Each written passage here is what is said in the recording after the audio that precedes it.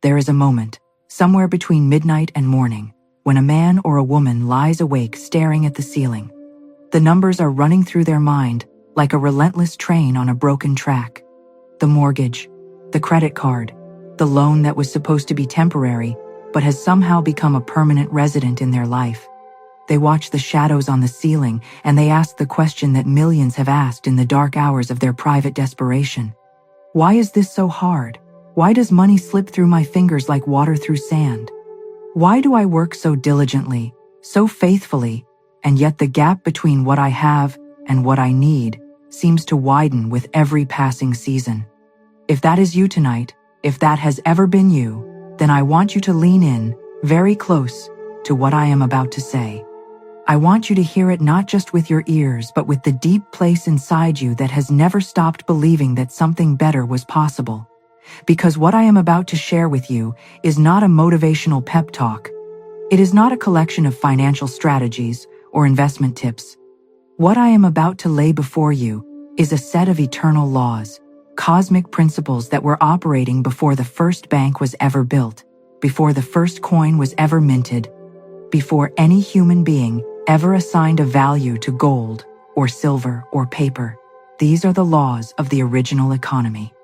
And the original economy, unlike every economy that man has ever constructed, has never once experienced a recession.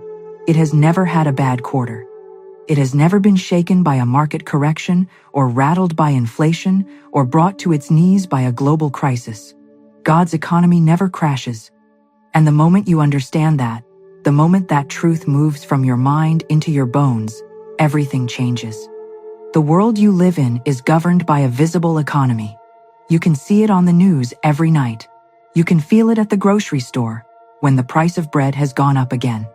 You can sense it in the conversation at work when people speak in hushed tones about layoffs and budget cuts. The visible economy is real. I am not going to stand here and tell you that the bills are not real or that the hardship is imaginary. The difficulty is genuine. The pressure is genuine. But here is the truth that the visible economy does not want you to know. It is not the only economy. It is not even the primary economy. It is the shadow. It is the reflection. It is the downstream effect of a far more powerful, far more ancient, and absolutely unshakable economy that exists in the invisible realm, and you have access to that economy right now. Not when you get the promotion, not when the market recovers, not when your circumstances align. Right now, in this very moment, with whatever is or is not in your wallet, you have a direct line to a supply that has no ceiling, no floor, no seasonal variation, and no possibility of running dry. The ancient teachers understood this. Florence Scovel Shinn, who walked this earth in the early part of the last century and left behind words that have outlasted every financial crisis of her time, she understood it. She wrote with a certainty that shook people because it was not the certainty of optimism, it was the certainty of law. She said that supply always precedes demand. Let that sink in for a moment. Supply always precedes demand. Before you knew you needed the money, the supply was already in motion. Before the crisis arrived, the solution had already been dispatched. Before you formulated the prayer, the answer was already on its way. This is not poetry. This is the operation of a divine principle that is as dependable and as precise as the law of gravity. You do not have to believe in gravity for it to hold you to the earth. And you do not have to fully understand the law of divine supply for it to be operating in your favor. But when you do understand it, when you align yourself with it consciously and deliberately, the results move from trickle to flood. So let us talk about the decreed word. Let us talk about the most powerful financial instrument that has ever existed, and it is not a stock portfolio or a real estate deed or a government bond. It is the spoken word charged with faith. This concept is ancient beyond measure. The very first chapter of the very first book of Scripture tells us that the entire created universe was spoken into existence. God said, "Let there be light," and there was light. He did not sit down and calculate how light might be produced. He did not form a committee to study the feasibility of illumination. He decreed, He spoke from a place of absolute authority, absolute faith, and absolute expectation, and the invisible became visible. The unformed took form, the potential became actual. And you, made in the image and likeness of that same creative power, carry within you the identical capacity. You are a decreeing being. The question is not whether you are speaking your world into existence. You are already doing that. The question is what you are decreeing. The question is what kind of world your words have been building while you were not paying attention. Because here is the sobering truth that must be faced before we can move into the glory of what is possible. Most people are using their decreeing power against themselves every single day. They wake up in the morning, and the first words out of their mouth are words of lack. I never have enough. This is going to be a struggle. I do not know how I am going to make it through this month. They sit at the breakfast table, and they rehearse their poverty like a student rehearsing lines for a play. They talk about how expensive everything is. They talk about how the economy is destroying their chances. They complain about the cost of living and the unfairness of their situation. And every single word, charged with the emotion of fear and frustration and resignation, goes into the subconscious mind like a decree from a king. And the subconscious mind, which is the most faithful and literal servant in all of creation, goes to work immediately to make that decree a reality. It does not evaluate. It does not argue. It does not say, "Are you sure you want this?" It simply executes the order. And so the lack that was feared becomes the lack that is experienced. And the person looks at their circumstances and says, "You see, I knew it would be this way." And they have no idea that they are the author of the very story they are lamenting. But this works in both directions. If the decreed word of fear and lack can build a prison, then the decreed word of faith and abundance can build a palace. If the spoken word of defeat can close every door, then the spoken word of divine expectation can fling open doors that no man can shut. This is not wishful thinking. This is the operation of exact and immutable law. And it is available to you right now with the same immediacy that it has always been available to every person who ever walked this earth and discovered the secret. The secret is this. You are not waiting for God to decide to bless you. God's decision was made before the foundation of the world. The blessing is already prepared. The supply is already abundant. The divine design for your financial life is already completed in the invisible realm. Your only task, your singular responsibility, is to align your words, your thoughts, and your actions with that already completed reality. Let us talk about what the decreed word actually is, because there is a difference, a vast and critical difference, between a wish and a decree. A wish comes from a place of want. It comes from the awareness of lack. When you wish for something, you are unconsciously affirming that you do not have it and that you are not sure you will get it. A wish has a tentative, apologetic quality to it. It is the voice of someone who does not quite believe they deserve what they are asking for. A decree is something entirely different. A decree comes from a place of authority. It comes from the recognition of your divine inheritance.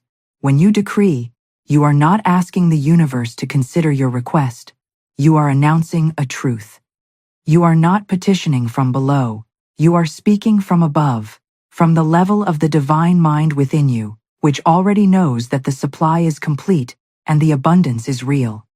The patriarchs understood this. The prophets understood this. Every great teacher of the spiritual law understood this. When they needed water in the desert, they did not wring their hands and wonder if perhaps God might see fit to send rain. They spoke to the rock. They commanded the waters. They decreed the miracle, and the miracle appeared. Now I know what the reasonable mind is saying right now. It is saying, that is all very well for prophets and patriarchs, but I am just a person trying to pay my rent. I am just trying to keep the lights on and put food on the table for my family. And to that reasonable mind I say with all the love and firmness I can muster, you are exactly the kind of person this law was designed for. The extraordinary is not reserved for the extraordinary. The divine supply is not rationed based on your spiritual credentials. The universal economy does not have a VIP section.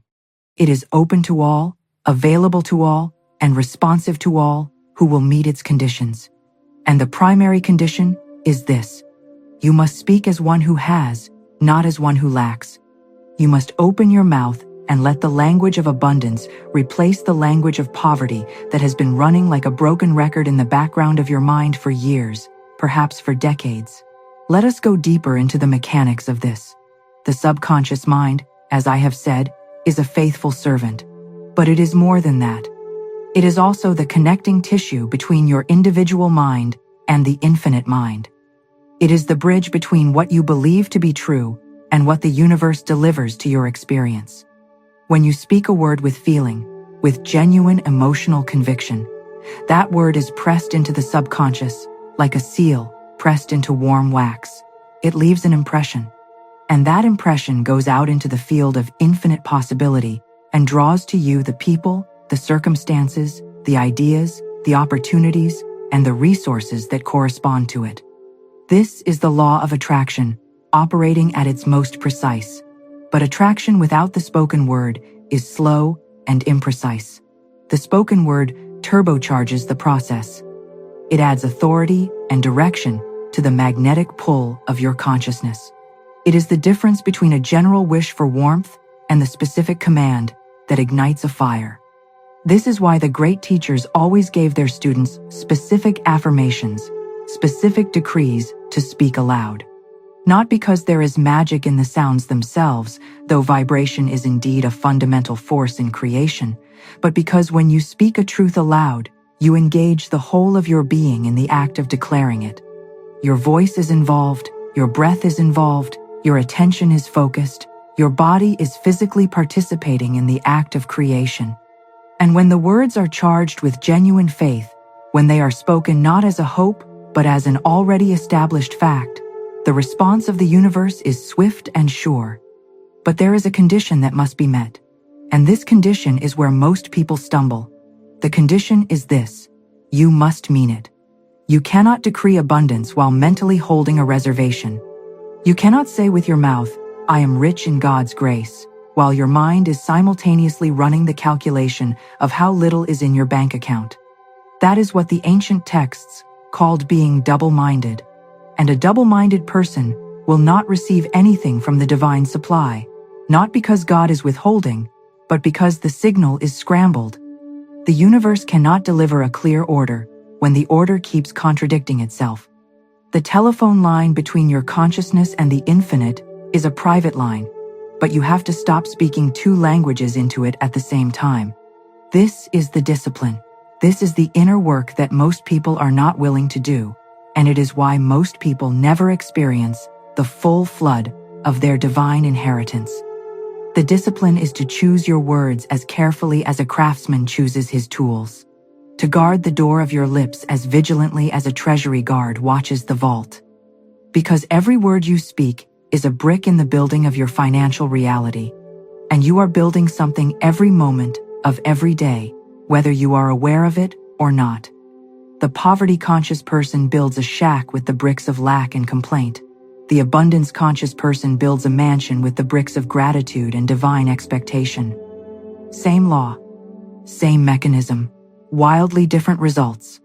So how do we make the shift? How do we move from a lifetime of poverty language to the fluency of divine decree? It begins with a single moment of decision.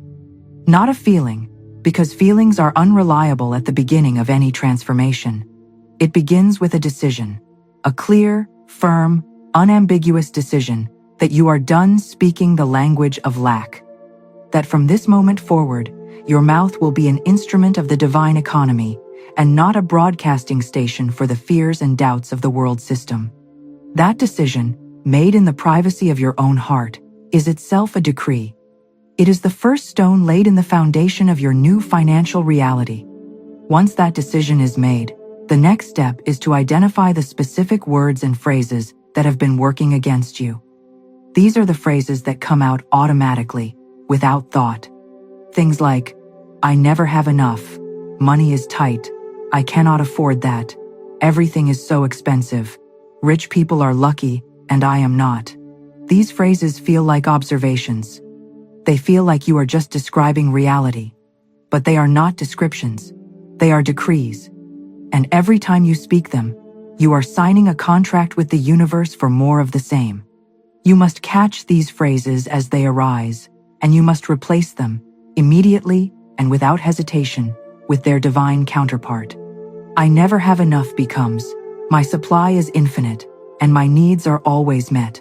Money is tight becomes, money flows to me freely and abundantly, from multiple directions. I cannot afford that becomes, I choose not to spend on that right now, knowing that my supply is expanding daily. I am not asking you to deny the current reality. I am asking you to refuse to give the current reality a permanent address in your future by constantly decreeing it into being. There is a story, old and deep, of a woman who came to the prophet in a time of great financial crisis. Her husband had died. Her creditors were at the door. They were threatening to take her children as payment for the debt. She had nothing in the house except a small pot of oil. And the prophet gave her instructions that must have seemed absolutely bizarre to the reasonable mind. He told her to go out and borrow as many empty vessels as she could find, as many as possible, to go to every neighbor, every friend, every person she knew, and collect their empty containers, and then to go inside, shut the door, and begin to pour. Now stop for a moment and feel the faith that took.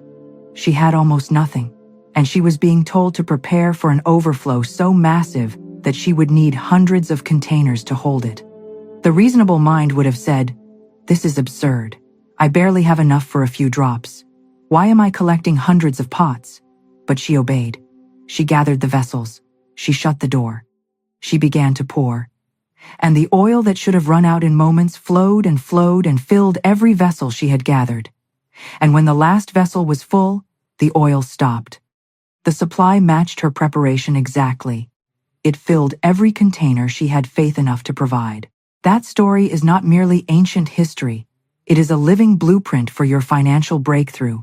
The empty vessels are your prepared expectation. They are the actions you take before the money arrives.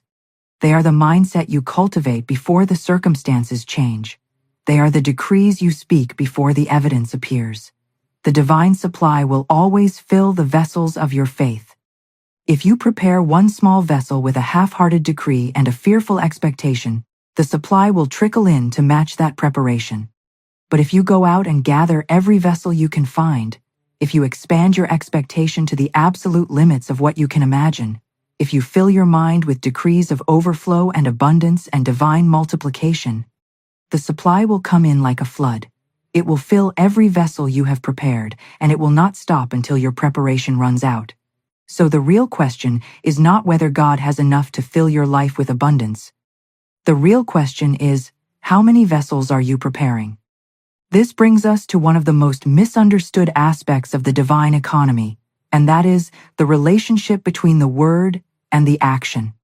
Many people who discover the power of affirmation and decree make the mistake of believing that the spoken word alone is sufficient.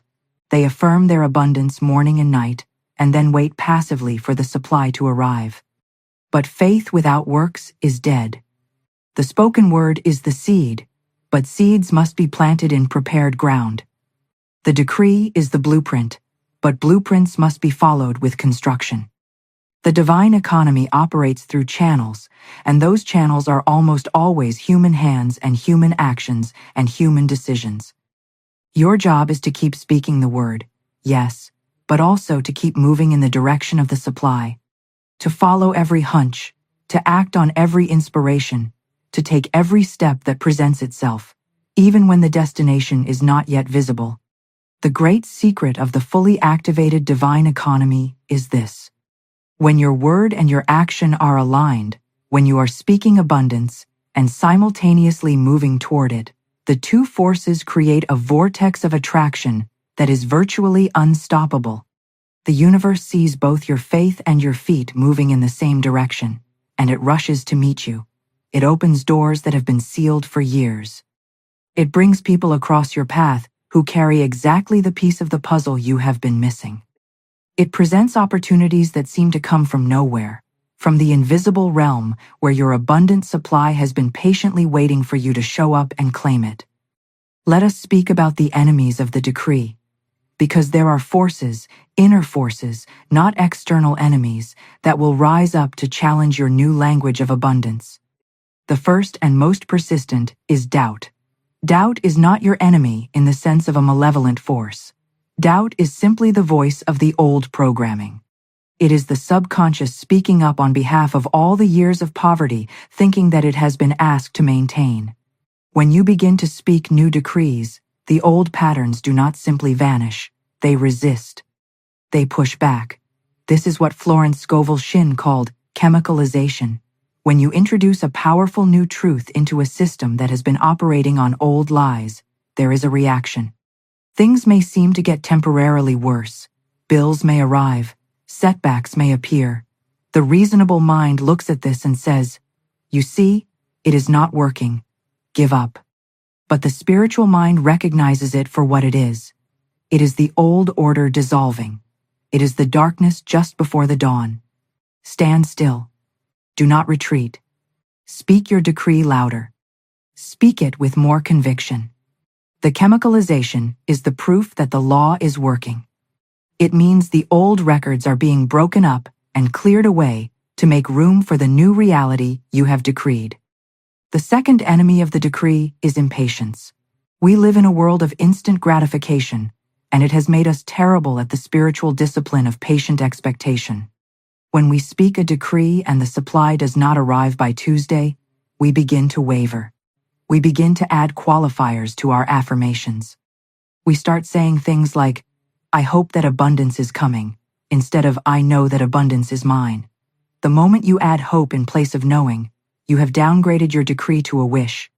And wishes, as we have established, come from the energy of lack and uncertainty. You must hold the knowing. You must maintain the certainty of your decree even when the evidence of your senses is screaming that nothing has changed. This is the acid test of genuine faith. It is easy to believe in abundance when the bank account is full. It costs you nothing to be positive when everything is going well. But to stand in the middle of apparent lack and speak your decree with absolute certainty, that is the act that moves mountains. That is the faith that makes the invisible supply rush into visible form.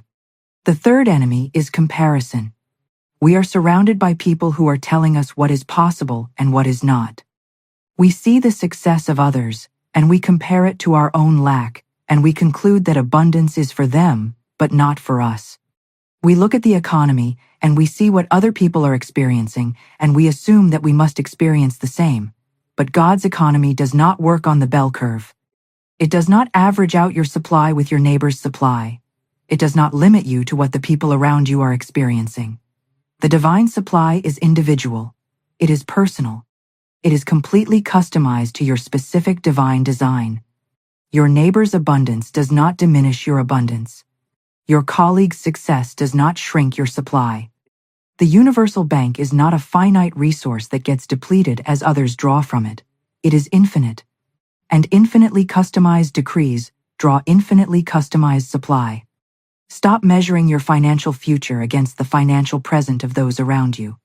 They are in their channel, and you are in yours. And your channel, properly opened with the power of the decreed word, can carry a flood that has no comparison in your experience or theirs. Now, let us talk about the specific power of gratitude as it relates to the decreed word. Because gratitude is not merely a pleasant spiritual practice. It is one of the most potent financial instruments in the divine economy. When you give thanks for what you have not yet seen, you are essentially placing a claim on the invisible supply. You are saying to the universe, "I am so certain that this is already mine, that I am celebrating it now." And that certainty, expressed through gratitude, is the highest form of the decreed word. It is the decree of completion. It is the announcement that in the fourth dimension, in the realm of the divine reality, the supply is already here, already mine, already flowing.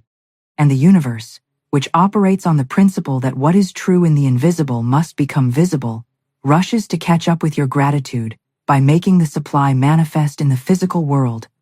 This is why the master teacher always gave thanks before the miracle appeared. Before the 5 loaves became food for thousands, he gave thanks. Before the dead were raised, he gave thanks. Before the healing was visible to the naked eye, he said, "Father, I thank thee that thou hearest me always." He was not giving thanks for a future possibility. He was giving thanks for an already accomplished fact in the realm of divine reality. And that gratitude, that absolute certainty expressed in the language of thanksgiving, was the final decree that brought the invisible supply into visible manifestation. You must do the same. You must develop the spiritual discipline of thanking God for your abundance before your bank statement agrees with you. You must give thanks for your paid bills before the check arrives. You must celebrate your financial freedom before the last debt is discharged. Not as a pretense, not as a performance, but as a genuine act of faith in the reality of the divine economy that operates behind and beyond the visible world of appearances.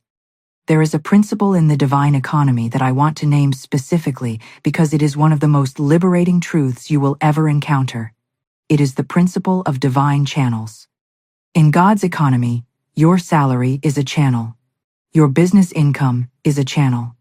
Your investments are a channel. But none of these are the source. God is the source. And this distinction, seemingly simple, is actually revolutionary in its implications. When you depend on a channel, you live in constant anxiety about that channel. You fear losing your job because you believe your job is your source. You fear business slowdowns because you believe your clients are your source. You fear market crashes because you believe your portfolio is your source. But when you transfer your dependence to the source itself, when you recognize that the infinite spirit is the origin of all your supply, and that channels are simply the current delivery method, then you are free. You are free from the fear that any single channel can fail you permanently, because you know that if one channel closes, it is only because a larger, more magnificent channel is being prepared. The source never dries up. Only the channels change. And here is the extraordinary implication of that truth. When you are aligned with the source, rather than dependent on the channels, you become magnetic to new channels. You become open to supply coming from directions you could never have anticipated. Money can come to you through a sudden gift, through an unexpected contract, through a forgotten debt that is repaid, through an idea that becomes a product, through a connection that becomes an opportunity, through a letter in the mail from a source you had long forgotten. The divine economy is infinitely creative in its delivery methods. It is not constrained by your employment contract or your current business model or the number of clients in your database. It can bring your supply through channels that do not even exist yet. It can create the channel as it delivers the supply, but you must keep your decreeing word aligned with the source and not with the channel. You must affirm your supply based on your connection to the infinite and not based on the current state of your earthly income streams. I want to address something that lives in the hearts of many people who are hearing these truths for the first time, or who have been working with them for a while without seeing the breakthrough they expected. There is a quiet, persistent question that whispers, "But what if I have been doing everything right and it still has not come? What if I have been speaking my decrees and giving thanks and acting in faith and the supply still seems distant?" To you I say, first, do not give up. The divine economy operates on divine timing, and divine timing is not always the same as our human preference for timing. The supply that is coming toward you may be so large, so comprehensive, so transformative, that it required more preparation than a small trickle would have required. The bigger the blessing, the longer the gestation. The greater the harvest, the more thorough the plowing. But I also want to say this with deep compassion and absolute honesty.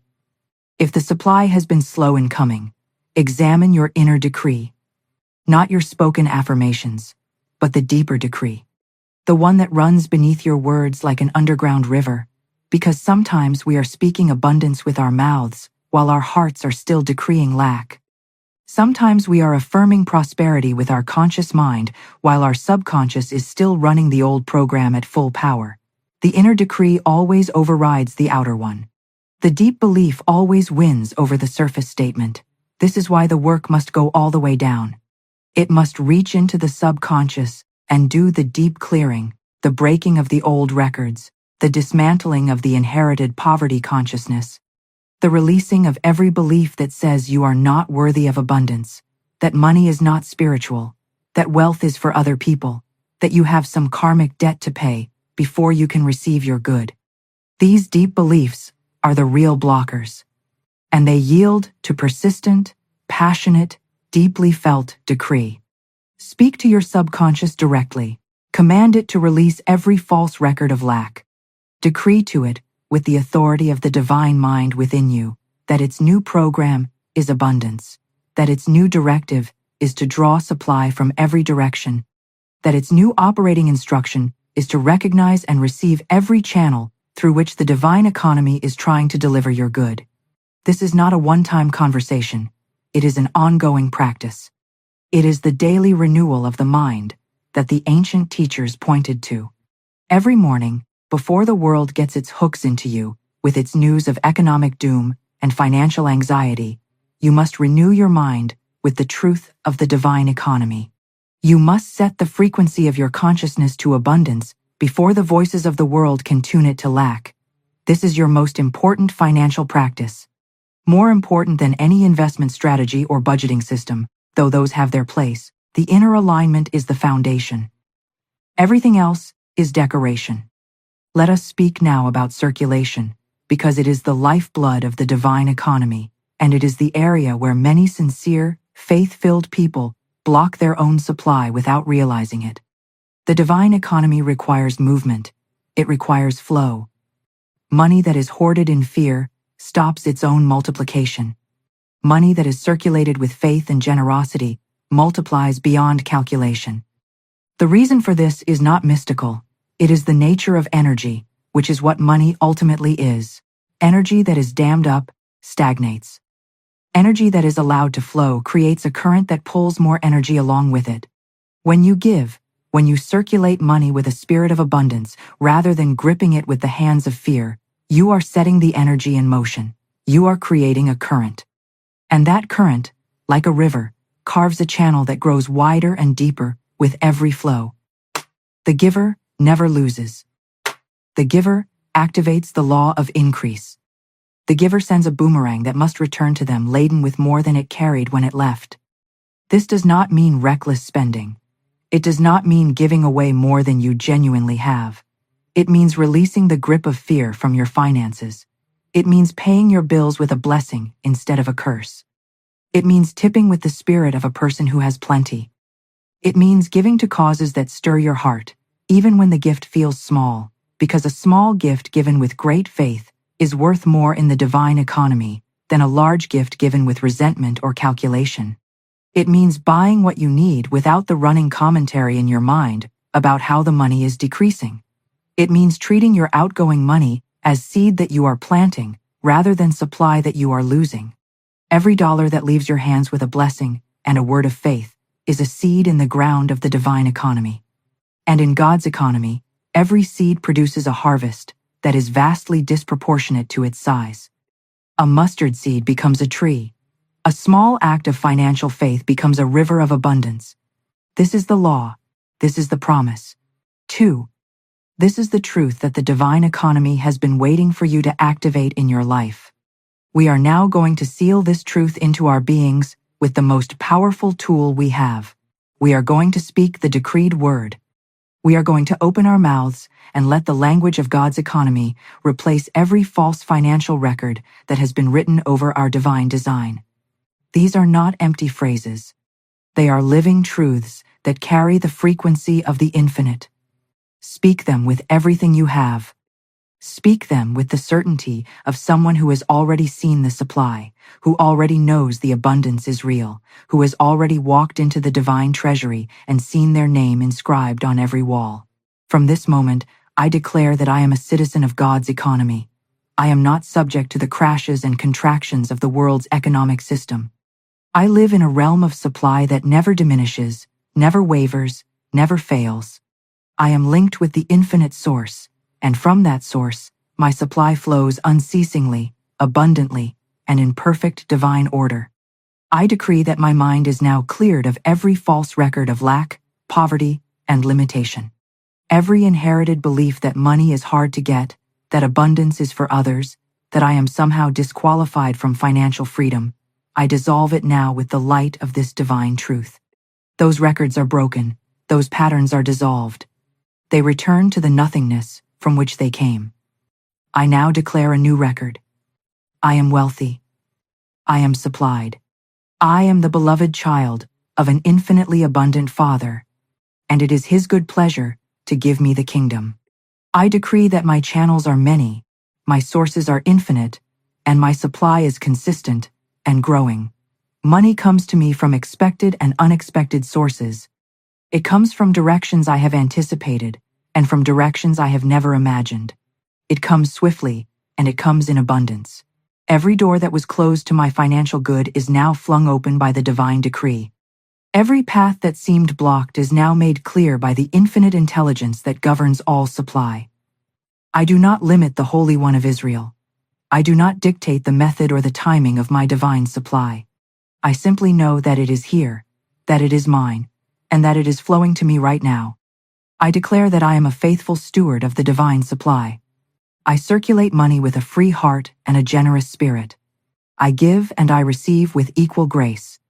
I bless every dollar that leaves my hands, and I welcome every dollar that enters them. I am a river of abundance, not a reservoir of fear. The flow through me is perfect, constant, and increasing. I am not afraid to give, because I know that giving opens the floodgates of the divine economy. And I am not afraid to receive, because I know that I am worthy. I am the rightful heir of all the abundance that God has prepared. I decree that my words are now the words of the divine economy. My mouth is an instrument of creation. When I speak abundance, abundance is created. When I decree financial freedom comes into being. My spoken word is charged with the authority of the divine mind within me. It goes out and it accomplishes that for which it was sent. It does not return to me empty. It returns laden with the harvest of faith. This is the law. This is the truth. This is my reality, now and forever.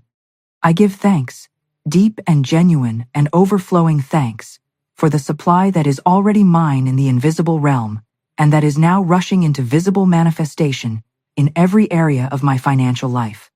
I give thanks for the bills that are being paid. I give thanks for the debts that are being dissolved. I give thanks for the unexpected income that is on its way. I give thanks for the ideas that will become wealth, for the connections that will become opportunity, for the doors that are opening right now in the invisible world and will be visible to me very soon. I am grateful now. I celebrate now. I rejoice now, not in hope, but in certainty. Not in wishful thinking, but in the absolute knowing of one who lives in God's economy, where the supply is always sufficient, always immediate, and always more than enough. Before we seal this truth permanently into our lives, I want to speak to the person who has tried before. The person who has read the books, spoken the affirmations, attended the seminars, and still finds themselves in the same financial valley they were in a year ago, or 5 years ago, or 10. I want to speak to that person with particular care, because your story is not finished.